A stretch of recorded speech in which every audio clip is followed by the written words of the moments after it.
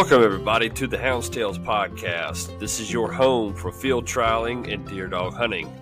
It'll be stories and discussions on the world of dog hunting. So let's drop the gate, cast your hounds, and get ready for another episode of the Hounds podcast.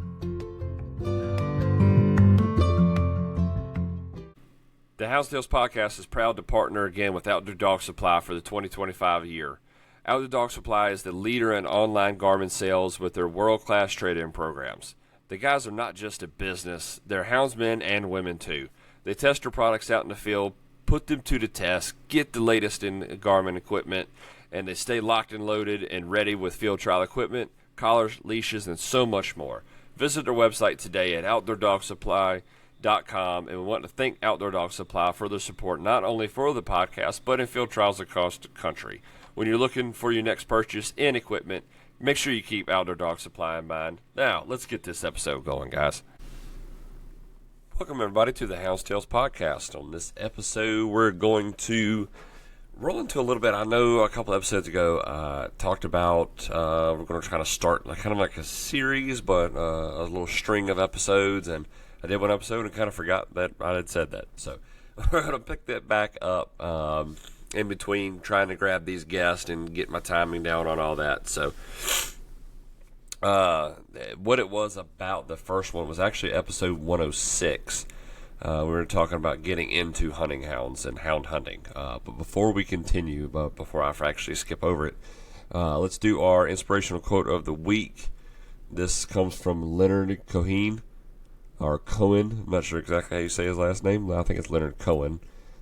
There's a crack in everything. That's how the light gets in. And then our scripture of the week is John 14:27. Peace I leave with you, my peace I give you. I do not give you as the world gives. Do not let your hearts be troubled, and do not be afraid. Thought both of those were right good, and hopefully those will do a little something for y'all before we get into this. So, like I said, and y'all forgive me too, guys. I'm still not 100%. Just popped another throat lozenge, cough drop, whatever you want to call them. But y'all forgive me if I sound a little off and struggle a little bit tonight. But did not have, wasn't sure about getting a guest on this week. Trying to get everything ready for the championship hunt this weekend. I hope y'all saw the trophy. It is every bit of 7 foot tall. We went a little extra with it this time, believe it or not, and we're going to be right at the 7 foot mark. So this thing is massive, guys. We're getting all our ducks in a row for this weekend. I'm super excited to get this series wrapped up, get this done, and crown us a not a real CH. Won't be able to make a CH on top of it, but you'll definitely be able to keep your head high after this championship. It's a great group of dogs going to be there, and I'm super excited to watch the running. The guys from Elite Nutrition are going to be there, and the guys from Cajun Lights will be there as well. I have a little booth set up. We're going to come hang out with y'all, meet y'all. They'll have some stuff if you're looking to buy. So kind of keep that in mind. And other than that, I'm pretty excited. So let's get into this, guys. Again, like I said, episode 106. If you did miss that one, go back and look at that one. Getting into hound hunting. It's a great place to start if you are listening to this and thinking about getting into hound hunting. As far as, and we're a whole lot more centered around deer dogs, fox pen dogs, those kind of dogs. Obviously there's many other forms of hound hunting, dog hunting that you can get into. This is just I'm going to speak on what I know, speak on what I'm used to, what I'm comfortable talking about. Like I said, we center around the deer dogs and the fox pen, coyote pen dogs. So that's where we're going to get our direction from on this. Obviously, depending on what you're doing, that could go in different directions. So just kind of keep that in mind as you're thinking about getting in or trying to feel out what you're trying to do, what you're trying to go.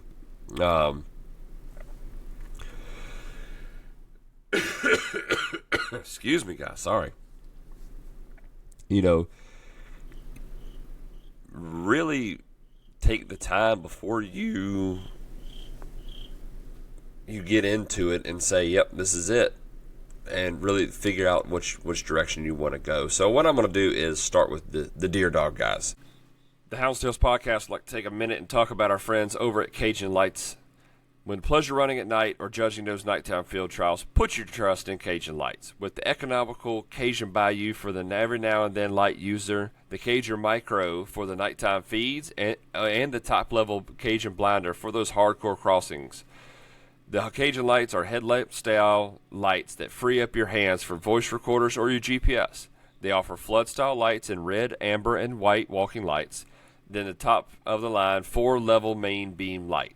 If you're having a hard time catching crossings at night, give the Cajun Light a try on the red and amber setting to catch the game with the easy flick of a switch and go right back to your main beam light and see your hounds in action.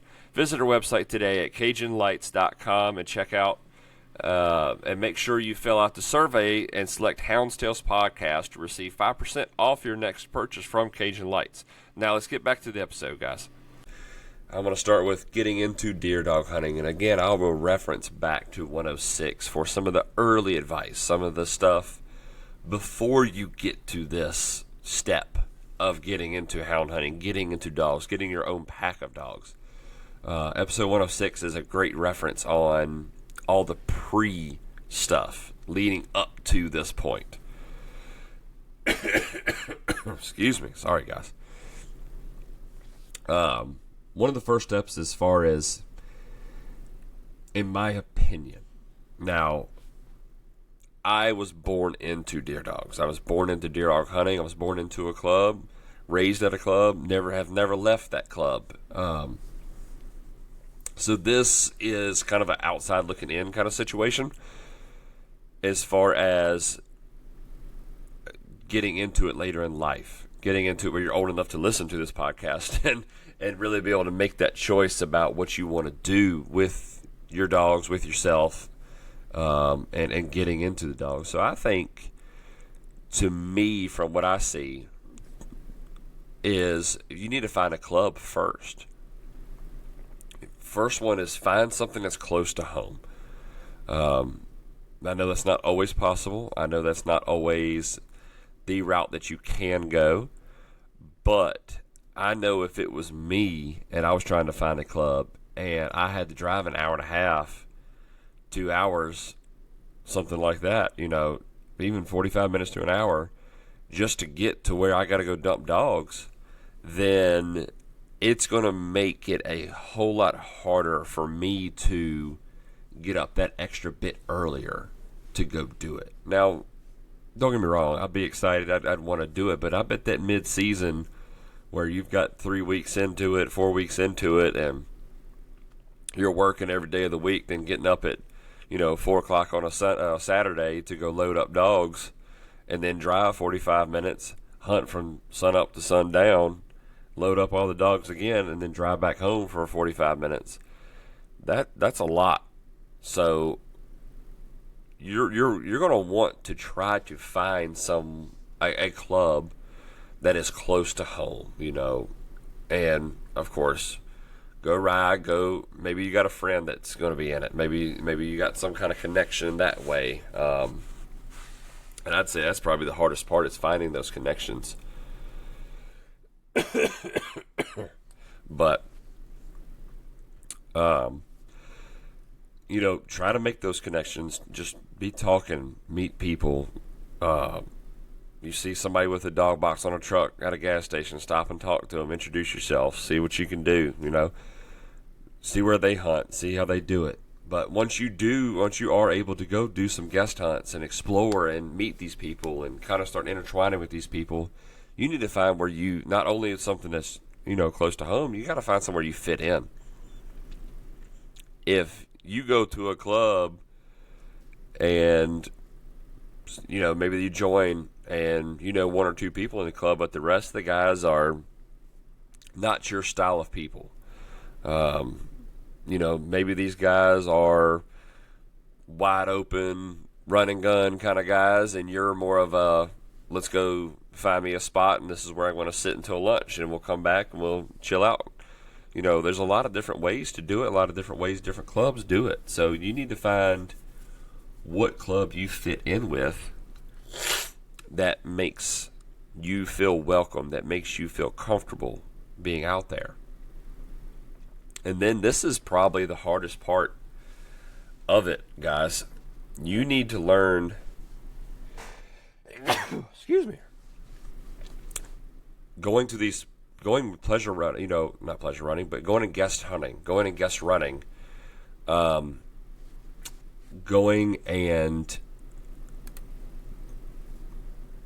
becoming part of the club.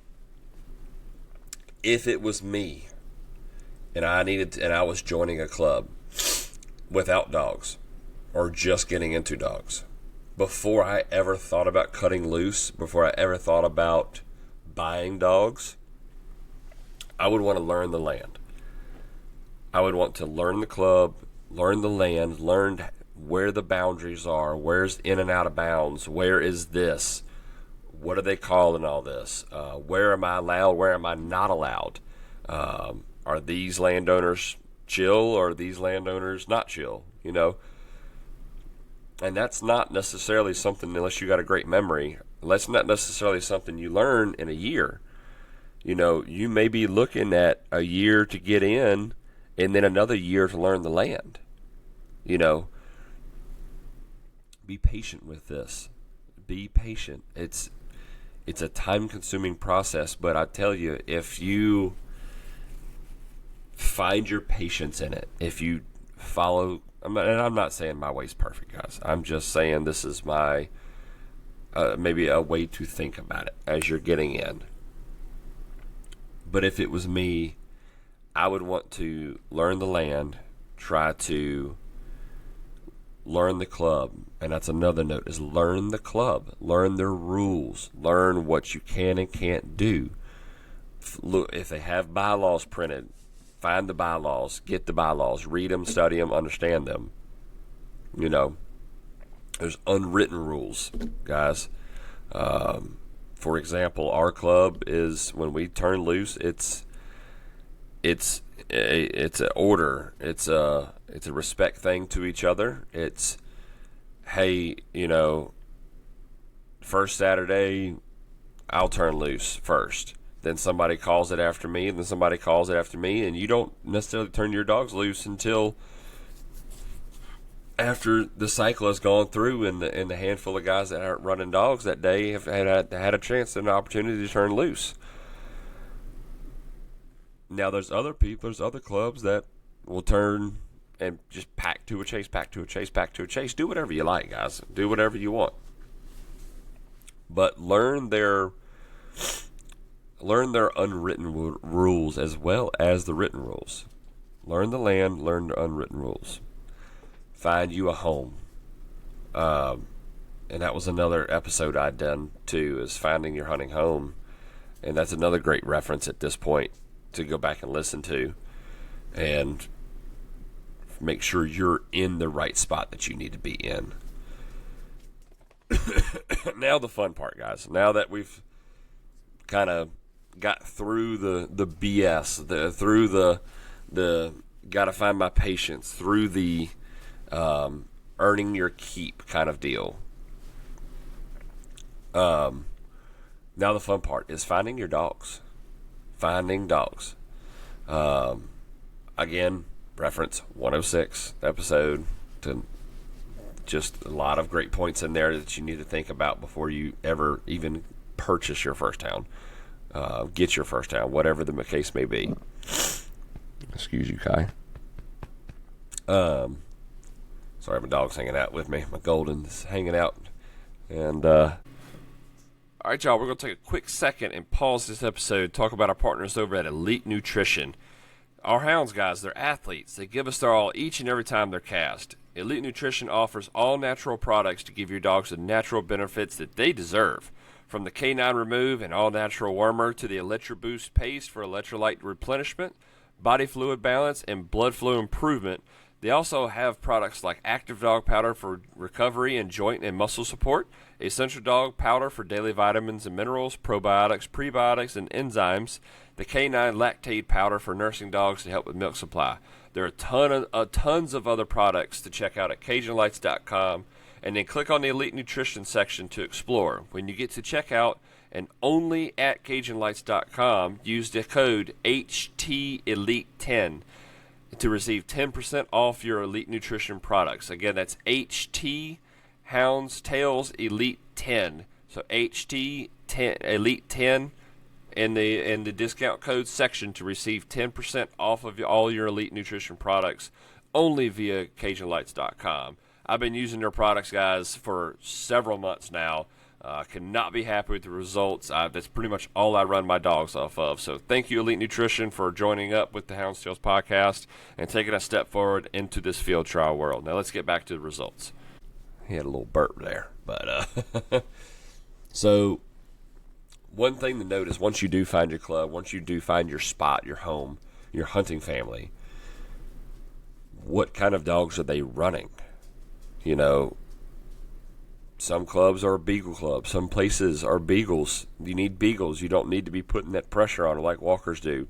Some places are walker hounds. They run nothing but walkers. Some guys are half and halves. You know, the bird dogs. Whatever the case may be, you need to watch the dogs that are performing in the area that you're in. Watch the style that you're enjoying the most. I mean, if you really sit down and think about it, once you get into this and you start, going with these guys and you're like, okay, you will know what dogs when you hear so and so. When you hear Billy Ray gets on the radio and says, "Hey, I'm getting ready to cut loose," your blood starts pumping, you get excited. What kind of dogs does he got? See what he has. If that's what excites you, if that's what gets you going, if that's what gets your motor revving, mimic that. Mimic it. See if he's got any pups coming. If he doesn't, then somebody in the club might. Somebody in the club with similar dogs might. That other dogs that are good might. Maybe they can just point you in the right direction.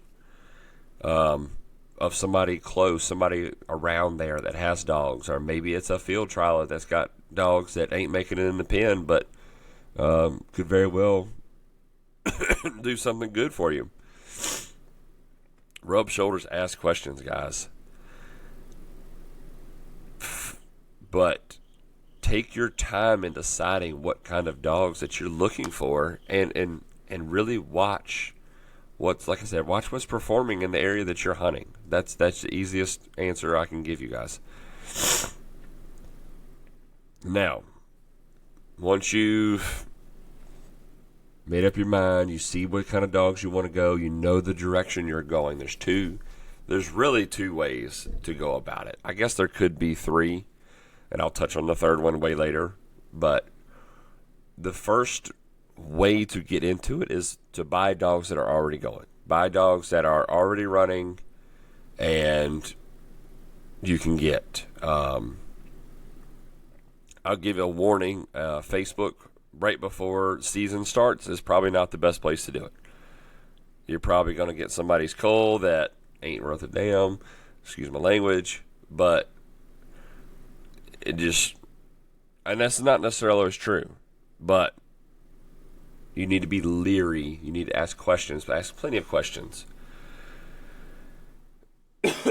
And just be mindful that if it's right before season and they're dumping them, or they're getting rid of them, they're culling them, however you want to say it, then it may not be for a good thing. So the route I would say is you need to find somebody you trust. Maybe it's a guy that's in the club that maybe got you in. Maybe it's somebody that took you under their wing as you got in, whatever the case may be. Find somebody you trust. See if they can't help you find somebody that may have some dogs. And this is another thing to be patient on. Maybe it's one of those situations you need to kind of like wait it out. Maybe there's a guy that's looking to help somebody that's getting in. Those situations arise all the time. Maybe it's an older guy that's getting out that has a great pack of hounds and just doesn't want to do it anymore.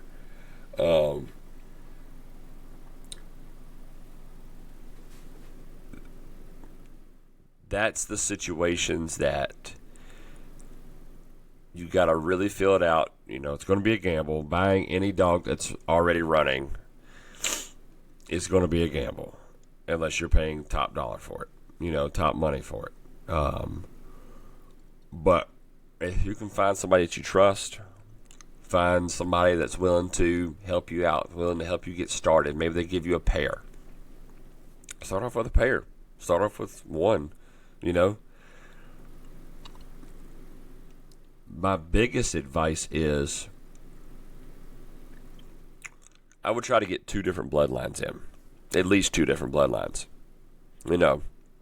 Maybe you do go to Billy Bob or Billy Joe, whatever, and you say, hey, I'm looking to get in. I was looking to get in some running dogs so I can start running right away. And he's like, hey, I got these 2 that you can have, or you can give me whatever for, and it'll get you started.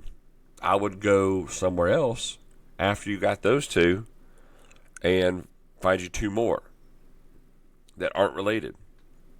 And I'll touch on that here in a second. But get you that something if that's what you want to do. If you don't want to go the puppy route and you want to get started right away, that's the bonus to this is if you do choose the right dogs, you do have good dogs. You got dogs that will just burn it up.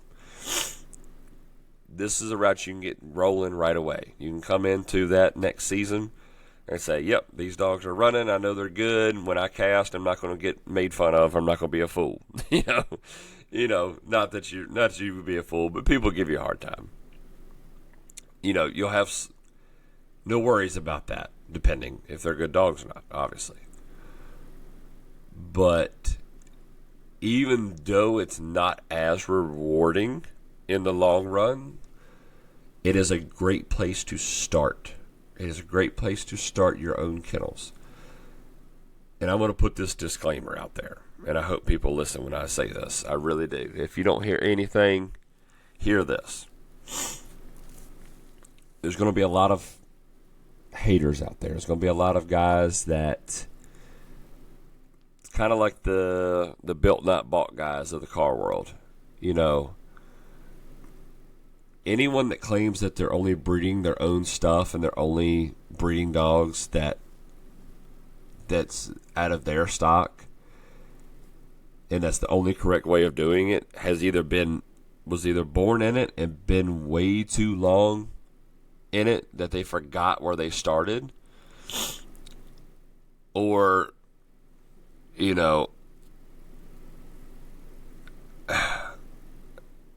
don't know. That it doesn't make any sense to give somebody a hard time about buying dogs and running dogs that were already going. You got to start somewhere. So you were either born into it or you just got a high ego about yourself. I don't know. But guys that are just getting into it, don't let somebody ragging you about buying dogs, and that's the only way that you were able to make dogs. This is the only reason you got dogs. Well, you got to start somewhere. If you don't have the patience to start from scratch and go the harder route, then there's nothing wrong with doing it the way that is. The best part about it is it's a great starting place for your kennels. It's a great place to say, hey, this gyp out of this cross and this male out of this cross were really good. I'm going to breed them together and have another litter of puppies. Then after those get going and you get down the road, then you can worry about, what to breed to next. You can cross that bridge later down the road. But this will help you start off. This will help you get going. This will also if you're not 100% sure, if you're like, yeah, I'm 99% sure I'm ready, but there is that 1% that's like, do I still really want to do this? If you go ahead and buy already running hounds, you're going to not use up as much time. What I mean by that is, instead of you buying pups and going 9 months, then start breaking them, and then you go through a first season and they do okay, maybe they didn't do worth a crap at all, then you're like, well, I need to give them one more year. So you go another year, you feed them all summer, you feed them all winter, get into the next season, and you turn them loose again, and they still ain't nothing. You miss the mark on training. You miss the mark on giving them the ground time that they need. Maybe the dogs just suck. Whatever. Now you've got 2 years of your houndsman life gone because you didn't start off with dogs. My advice, if it was me and I was getting into dogs, I would go more the direction of buying somebody's or, seeing what I could find. But buying or getting already running dogs, that would probably be the route that I would go. Just for the sheer fact of I wouldn't have to kill 2 years of time just to find out I raised a bunch of crap dogs versus going ahead and getting good dogs, taking the chance, breeding those dogs together, and then worrying about the next round later down the road. That would be my route if I had to start all over. Now, buying a group of pups. Like I said, this is a longer way to do it. Is if it pans out in the end, will it be a lot more rewarding and a lot more satisfaction behind it? 110%, guys. 110%. Now,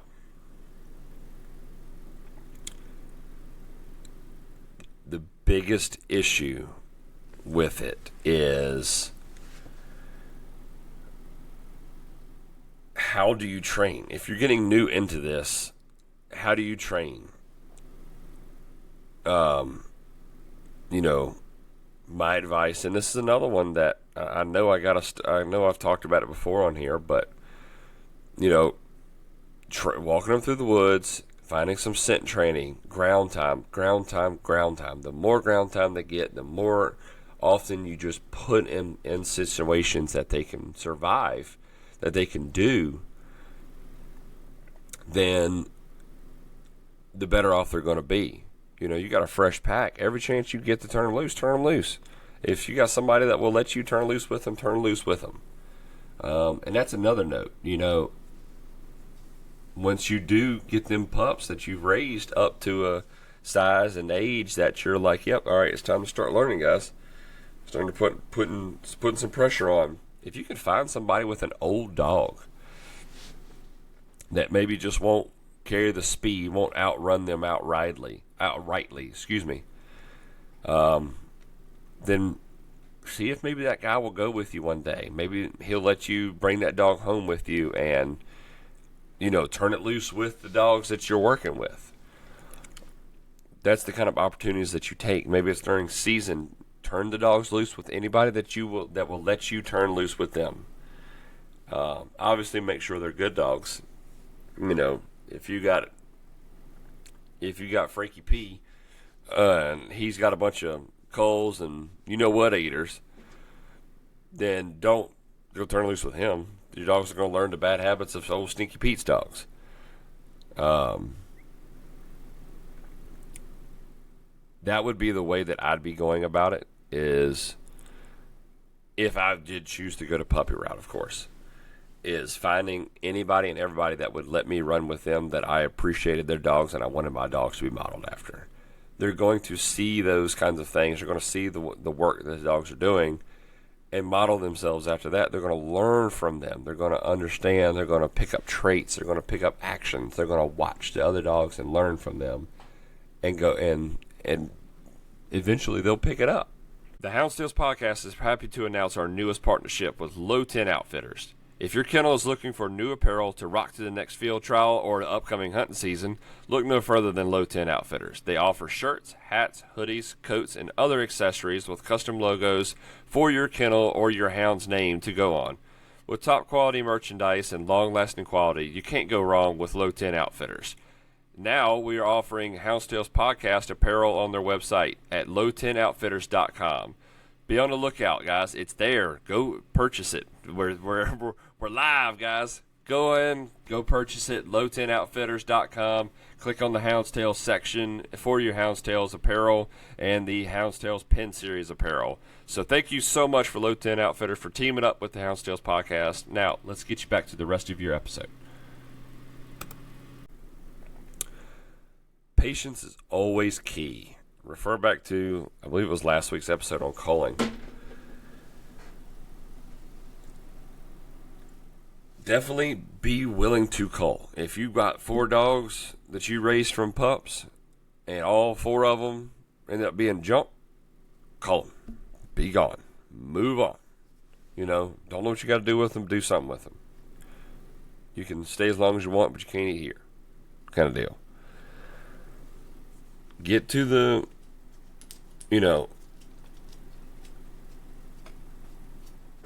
make sure that you are patient with them as well. But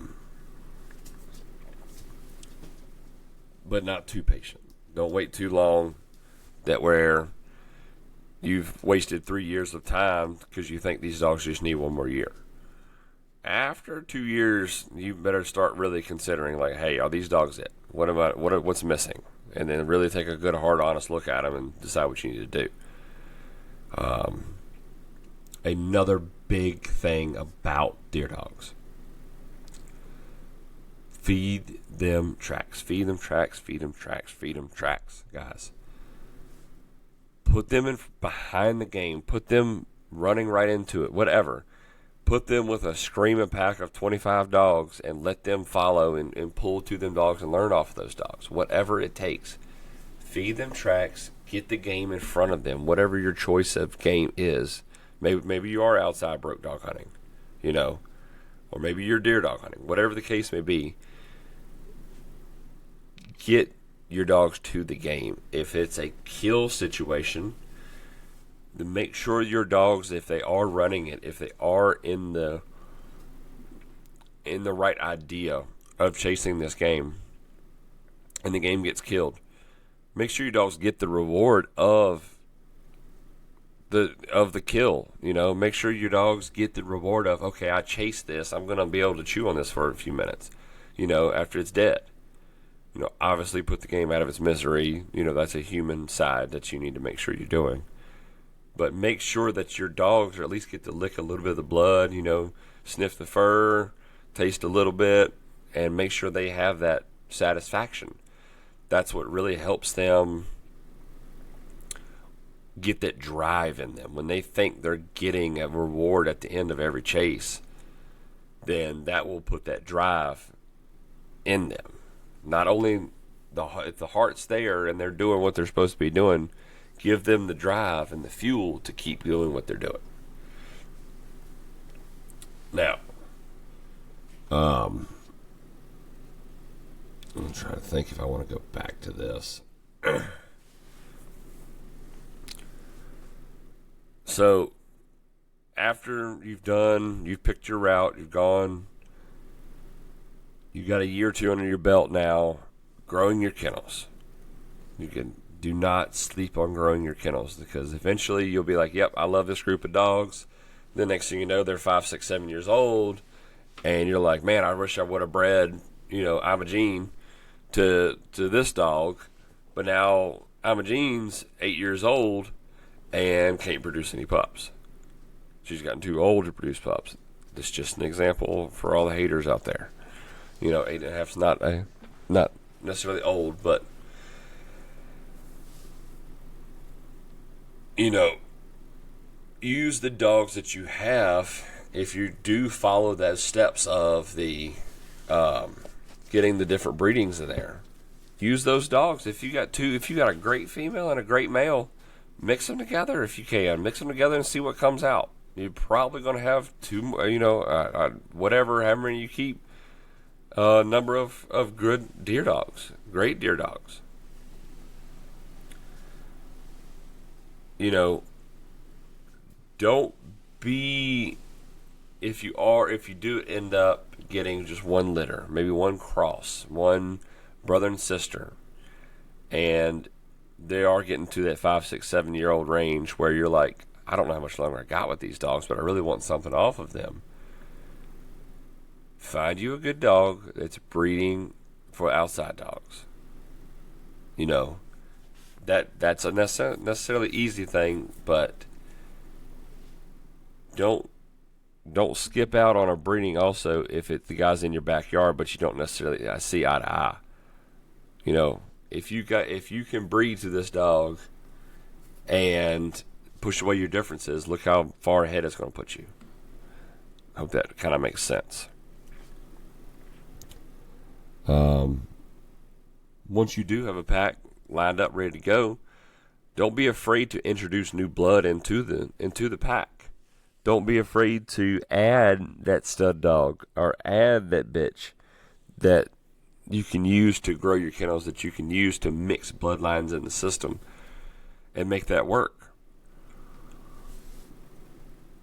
Now, I hope that's my deer dogging guys can use some of that to understand a good route, maybe. You know, at least from somebody that's not necessarily had to start from scratch, but I just hope you learned something. I hope that something of that you were able to take and go along with where you want to see your kennels go, where you want to go as a houndsman. I'll tell you what, I actually went a lot longer than I thought I was going to on this. So we'll make this one about deer dogs. We'll make this one the deer dog getting into deer dog hunting episode. And then next week we'll roll over after the championship hunt's over, and we'll talk more on the field trialing side. Honestly, wasn't expecting to go this long on just deer dogs, but I know I'll be doubling it, if not more, for field trialing. So we're going to take advantage of this and use this for next week, and we'll keep talking about getting in to that side of the sport as well. So before we wrap it up and we finish up, let's look at some results. I think the only hunt that I saw, and I very well might have missed other ones, is the Tennessee State. This was this weekend at Tar River. Let's see here. Let's do best mouth. Best mouth was MM's Foghorn out of B&B. Let me see. B&B's Brink and B&B's BB from Certified Steppers Incorporated. The classiest hound was T. Jesse's Frank out of Champion T. Jesse Wizard and Patterson's Rita from Trevor Jesse. And the combination and derby winner was FC's Flower Girl out of Champion Old School Pungo and B&B's Ziploc from Field Creek Kennels. The all-age, excuse me if you hear the the mouse clicking in the background. I didn't have time to write them down today, so I kind of cheated and I got it popped up in the background. So y'all bear with me and waiting on this last result page. My internet's been killing me here lately. I'm trying to get them to come over and fix it, the internet company, and they have sucked royally at that. So let's start with the best mouth for the all age, and that is Spears Mountain Smut out of